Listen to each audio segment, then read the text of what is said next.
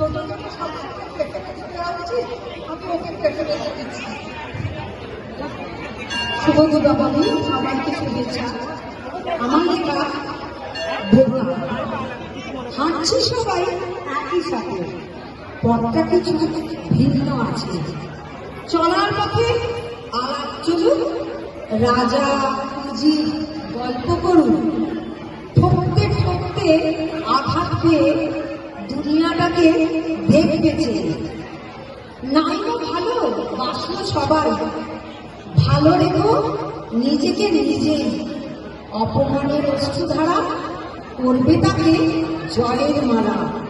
অতি চালাক হওয়ার থেকে বোকা থাকা অনেক ভালো।